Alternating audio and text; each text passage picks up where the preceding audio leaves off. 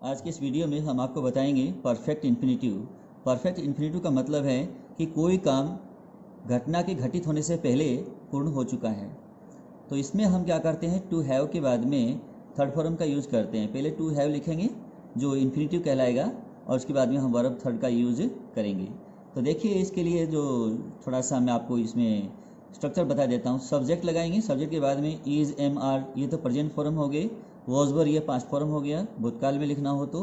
उसके बाद में हम क्या करेंगे, एडजेक्टिव लगाएंगे। एडजेक्टिव का मतलब होता है विशेषण। विशेषण को लगा करके फिर आगे प्लस में टू हैव थर्ड फॉर्म करेंगे, उसके बाद उसका ऑब्जेक्ट लिखेंगे। अगर ऑब्जेक्ट नहीं है तो टू हैव के बाद में यहाँ बिन लगाएंगे, क्योंकि अगर एक्टिव फॉर्म होता है ना, एक्टिव स्ट्रक्चर होता है तो वहाँ बिन नहीं लगेगा क्योंकि उसका ऑब्जेक्ट होता है अपना। पैसिव स्ट्रक्चर होगा तो बिन लगेगा, उसका ऑब्जेक्ट नहीं होगा, इसलिए बिन लगता है वहाँ। तो अब क्या करते हैं कि अब दूसरा और देख लीजिए।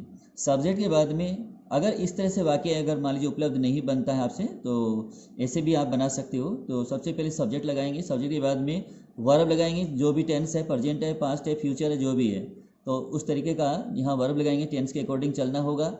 उसके बाद में टू हैव लगा करके वर्ब की थर्ड फॉर्म करके ऑब्जेक्ट लगाएंगे। तो ये अगर मान लीजिए हमारा एक्टिव स्ट्रक्चर है तो इस तरह से ये यही बनेगा, और अगर मान लीजिए पैसिव स्ट्रक्चर है तो हैव के और बिन के, जो हैव के और थर्ड फॉर्म के बीच में यहाँ बिन लग जाएगा, तो ये पैसिव स्ट्रक्चर में आ जाएगा, यानी कि रिसिपिएंट फिर ये सब्जेक्ट बन जाएगा, ये खुद ही रिसिपिएंट हो जाएगा।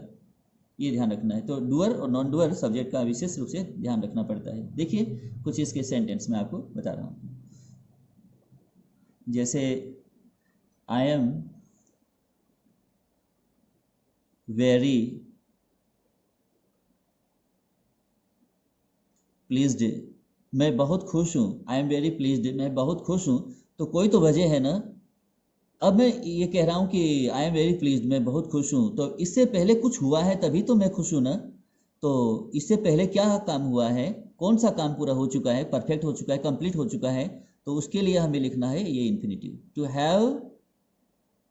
हैव के बाद में जैसे मान लीजिए अब हम यहाँ लिखना चाहें, जैसे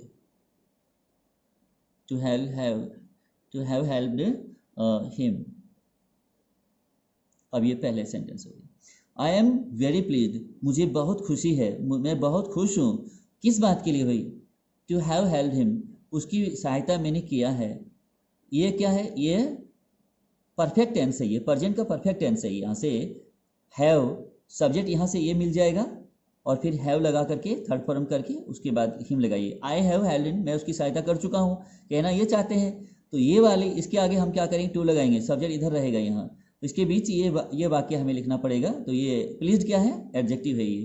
तो I am very pleased, very का मतलब बहुत ही, यानी बहुत खुश होना, ठीक है। जैसे आई am very glad, I am very happy, तो इसी तरह से आई एम वेरी प्लीज्ड, तो ये प्लीज क्या है, ये एडजेक्टिव है, विशेषण है ये।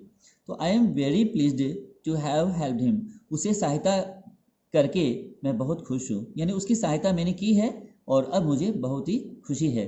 देखिए अगला सेंटेंस। अगला सेंटेंस देखिए, जैसे अब मैं यहाँ लिखता हूँ कि ही इज सॉरी, उसे खेद है। तो ऐसा कुछ हुआ है पहले तभी तो उसको खेद है ना। तो to have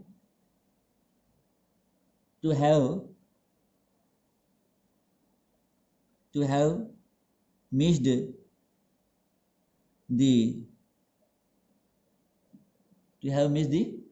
train, he is sorry, उसे खेद है। to have missed the train, उसकी गाड़ी छूट गई है, उसकी ट्रेन छूट गई है, उसकी ट्रेन जो है वो मिस हो गई है, मिस हो चुकी है, उसकी गाड़ी जो है वो छूट चुकी है और अब उसे खेद है इस बात के लिए। तो he is sorry to have missed the train. देखिए अगला सेंटेंस, इसे कहते हैं परफेक्ट इन्फिनिटिव। तो यूज इस तरह से हम करते रहेंगे इनका। और आगे देखिए इसका, जैसे अब अगर मैं लिखता हूं यहाँ सी इज जैसे अब लिखूं कि डिसअपॉइंटेड,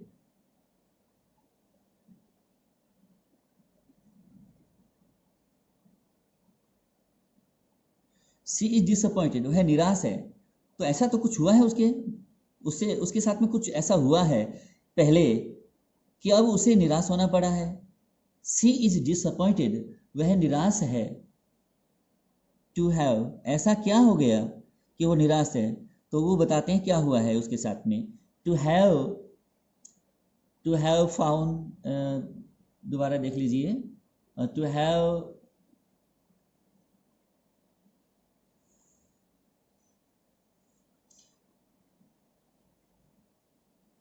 हैव बीन, थोड़ा सा पैसिव में लिख देते हैं, टू हैव बीन इंसल्टेड।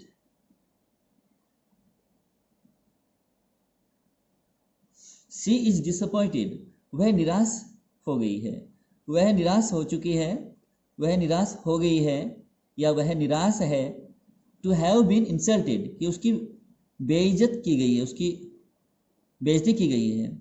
तो इसमें अब बेइज्जती किसकी हुई है, यहाँ कोई दूसरी, इसने नहीं किया है किसी की बेइज्जती, इसने तो बेइज्जती को सहन किया है। कहने का मतलब ये निराश हुई है किस बात के लिए, टू हैव बीन इंसल्टेड, कि इसकी बेइज्जती की गई है, किसी ने इसकी बेइज्जती कर दी है। ठीक है, तो टू हैव बीन इंसल्टेड, तो रिसिपिएंट कौन है यहाँ, यही है सब्जेक्ट, सब्जेक्ट यहाँ रिसिपिएंट है। कहने का मतलब ये, she is disappointed to have been insulted. अगर मान लीजिए इसने किसी की बेइज्जती करी होती तो बिन यहाँ से निकाल दीजिएगा और फिर यहाँ ऑब्जेक्ट आ जाएगा, तो ये एक्टिव स्ट्रक्चर में बन जाएगा। तो फिलहाल जो आप देख रहे हो ये पैसिव स्ट्रक्चर है, इसलिए इसमें बिन आया हुआ है। देखिए अगला सेंटेंस, अगला जो सेंटेंस है ये आप देखिए, ही डिनाइज, वह इनकार करता है। ही डिनाइज, वह इनकार करता है। टू हैव, अब इनकार करता है कि किस बात से इनकार करता है, टू हैव गॉट, कि उसे मिला है, क्या मिला है, ए गुड जॉब। शी डिनाइज, वह इस बात से इनकार करता है, इस बात से इनकार करता है, किस बात से, to have got a good job, कि उसे एक अच्छी नौकरी मिल गई है, उसे एक अच्छी नौकरी मिल गई है। अब ये क्या है, एक्टिव स्ट्रक्चर में है, पैसिव नहीं है ये, आप कहीं पैसिव समझते हो, पैसिव नहीं है ये। ही है, अब जैसे हैज़ लगता है कि ही के साथ में, तो यहाँ हैज़ होना चाहिए था, लेकिन अब क्या है कि हमने इसको इन्फिनेटिव के रूप में लिखा है ना, तो इन्फिनेटिव कहाँ से कहाँ तक है, टू से लेकर के इतना, ये इन्फिनेटिव है। टू हैव गॉट, ये इतना ही इन्फिनेटिव है, बाकी तो इधर ऑब्जेक्ट है। ठीक है, और ये जो वर्ब है ये इस सब्जेक्ट का वर्ब है। तो he denies to have got a good job, वह इस बात से इनकार करता है कि उसे एक अच्छी नौकरी मिल गई है। टू हैव गॉट, मिल गई है, मिल चुकी है। समझ पा रहे हो? तो लिखिए, अगला देखते हैं, अगला सेंटेंस। जैसे अब अगला सेंटेंस लिखते हैं कि she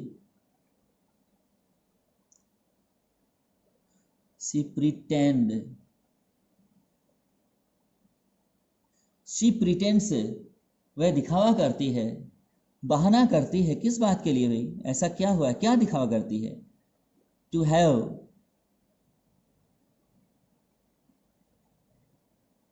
purchased that mobile. She pretends, वह यह दिखाती, ऐसे दिखाती है, यह दिखावा करती है, to have purchased that mobile, कि उसने उस मोबाइल को खरीद लिया है, वह उस मोबाइल को खरीद चुकी है, इस बात का वो दिखावा करती है, नाटक करती है वह, यानी खरीदा नहीं है, वो दिखावा ऐसे करती है जैसे उसने उस मोबाइल को खरीद लिया है, खरीद चुका हो, यानी खरीद चुकी हो। तो देखिए अगला सेंटेंस, तो ये क्या है, यहाँ से टू हैव परचेज्ड, ये आपका परफेक्ट इन्फिनेटिव है। इसके बाद में दैट मोबाइल, ये आपका इसका ऑब्जेक्ट है, ये वर्ब है और ये इसका सब्जेक्ट है। तो देखिए अगला सेंटेंस, अब जैसे अगर मैं यहाँ लिखता हूँ कि he is upset, he is upset, वह परेशान है, ही भी नहीं, वह, इज भी नहीं है, अपसेट भी नहीं, परेशान। ही इज अपसेट, वह परेशान है, किस बात को लेकर भाई, परेशान क्यों है, टू हैव। अब परेशान है, क्यों है परेशान, इससे अब पता लगाते हैं परेशान क्यों है। टू हैव लॉस्ट, कि उसने खो दिया है। क्या खो दिया है? हिज सन, अपना बेटा। ही इज अपसेट, वह परेशान है। To have lost his son, अपना बेटा खोकर, अपना बेटा खो चुका है, अपना बेटा खोकर वह परेशान है। वह परेशान है कि उसने अपना बेटा खो दिया है। ये इसका यानी इसमें कोई काम हो चुका है, परफेक्ट है ना, परफेक्ट इन्फिनिटिव कहलाता है। यानी कोई काम परफेक्ट हो जाता है। अगर मान लीजिए मैं कहूँ कि यू आर परफेक्ट, कि आप पूर्ण हो, यू आर कंप्लीट, आप पूरे हैं, तो कहने का मतलब है आपने अपना काम पूरा कर लिया है। आप जिसे आप कोई काम अधूरा नहीं छोड़ते हैं, यू आर कंप्लीट, आप अपना काम पूरा करते हैं। तो इस तरह से मान लीजिए का कंप्लीट का मतलब होता है कोई काम पूरा हो चुका है, या कंप्लीटेड, मान लीजिए कंप्लीटेड यह है, या फिर परफेक्टेड कह देते हैं। तो कोई काम पूरा हो चुका है तभी हम, यानी किसी घटना के घटित होने के पहले का समय ये बताता है। ठीक है, परफेक्ट इसीलिए तो कहते हैं। जैसे जैसे प्रेजेंट का परफेक्ट टेंस होता है, जैसे पास्ट का परफेक्ट टेंस होता है, जैसे फ्यूचर का परफेक्ट टेंस होता है। इसमें किसी घटना के घटित होने से पहले का जो समय है, पहले का जो दौर है, उसको लिखने के लिए हम परफेक्ट टेंस का यूज़ करते हैं, चाहे वो प्रेजेंट का है, चाहे वो पास्ट का है, चाहे फ्यूचर का है। नेक्स्ट सेंटेंस हियर देखिए आप, जैसे अब मैं यहाँ लिखता हूँ कि ही सेम्स, वह प्रतीत होता है, वैसे दिखता है। टू हैव, वह प्रतीत होता है। To have listened to the news today. ऐसा लगता है जैसे ही, जैसे दोबारा सुन लीजिए, he seems to have listened to the news today. लगता है उसने आज समाचार सुन लिया है। लगता है कि उसने आज समाचार सुन लिया है। टू हैव लिसनेड, सुन लिया है, टू द न्यूज, समाचार, टुडे, आज। ही सीम्स, लगता है कि वह, लगता है कि वह, टू हैव लिसनेड, सुन लिया है, टू द न्यूज, समाचार, टुडे, आज। लगता है कि उसने आज समाचार सुन लिया है। अब देखिए अगला sentence.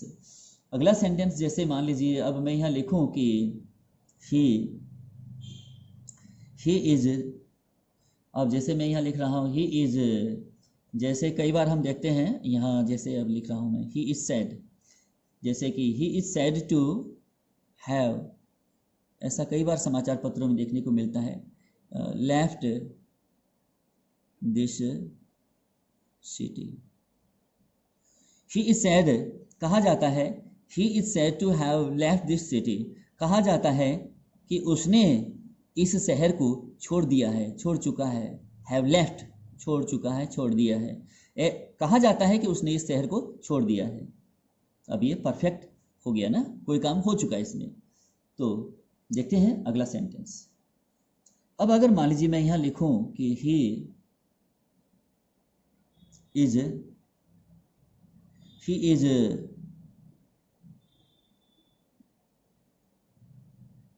expected to have, he is expected to have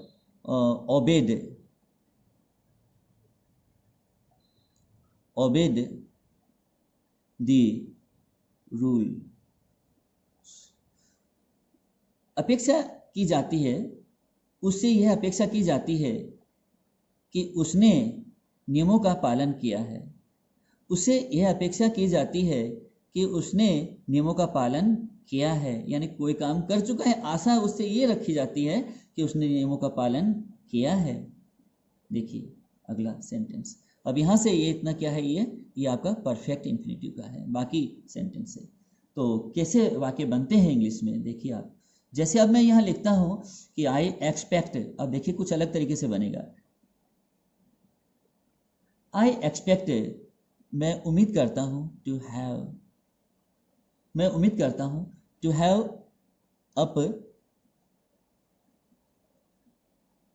uploaded it by this evening।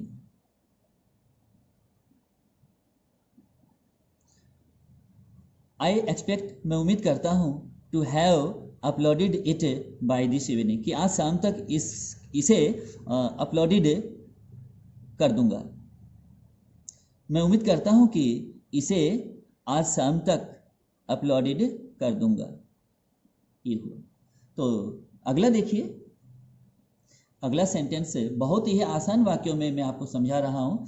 अब मान लीजिए इन्फिनिटिव को हम इसके बाद में क्यों लिखें, क्या इसका सब्जेक्ट नहीं बन सकता? बन सकता है। देखिए इसका सब्जेक्ट के रूप में अगर हम इसको सब्जेक्ट के रूप में रखना चाहें तो इस तरह रख सकते हैं, to have completed,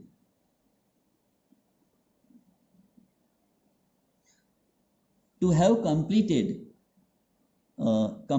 it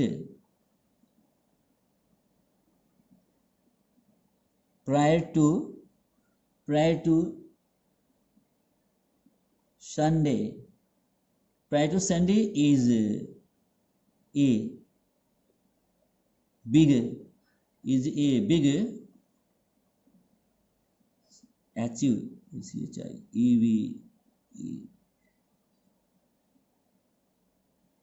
achievement for me to have completed it prior to Sunday. रविवार से पहले इसे पूरा कर लेना is a big achievement for me. मेरे लिए एक बड़ी उपलब्धि है। मेरे लिए बड़ी उपलब्धि है क्या है कि मैंने इस काम को रविवार से पहले पूरा कर लिया है। रविवार से पहले इस काम को पूरा कर चुका हूँ। रविवार से पहले ये काम पूरा कर लिया गया है। इस बार यह जो है मेरे लिए एक बड़ी उपलब्धि है। तो to have completed it prior to Sunday is a big achievement for me.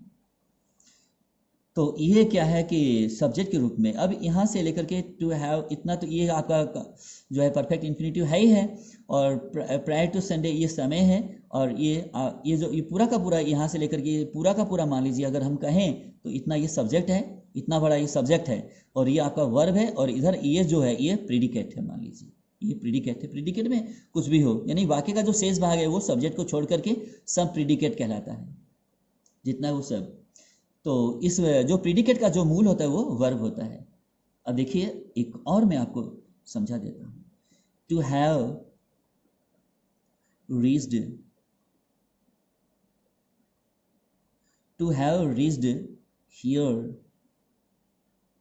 Here on time. यहाँ पर समय पर पहुँच जाना।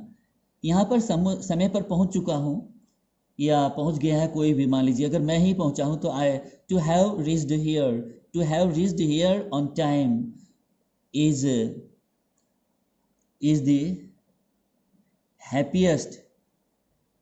अब ये दी लगाया है हैप्पीएस्ट, ये क्या है? सुपरलेटिव डिग्री का प्रयोग हुआ है, इसलिए दी का प्रयोग पहले होना जरूरी था। तो अब देखिए वाई को हैप्पी लिखते हैं तो वाई आता है, वाई को आई में बदल करके और हम क्या करते हैं ईएसटी लगा देते हैं, तो क्या बन गया? हैप्पीएस्ट, यानी सुपरलेटिव डिग्री का वर्ड बन गया, ये सुपर का बना हुआ है। तो हैप्पीएस्ट मैटर, METTER, मैटर। अब आगे मान लीजिए हम थोड़ा सा और इसको स्पष्ट कर दें, फॉर मी कर देते हैं आगे। तो to have reached here on time, समय पर यहाँ पहुँच जाना, is the happiest matter for me, मेरे लिए सबसे खुशी की बात है। हैप्पी का मतलब क्या होता है? खुशी। हैप्पियर माने ज़्यादा खुशी, और हैप्पीएस्ट माने सबसे खुशी। मैटर माने बात, ठीक है, मामला या बात। To have reached here on time is the happiest matter for me, यहाँ समय पर पहुँच जाना मेरे लिए एक सबसे खुशी की बात है। तो मुझे उम्मीद है कि आज का ये वीडियो आपको पूरी तरह से समझ में आए। बार बार इस वीडियो को देखिएगा और लाइक कीजिएगा, शेयर कीजिएगा। Thank you.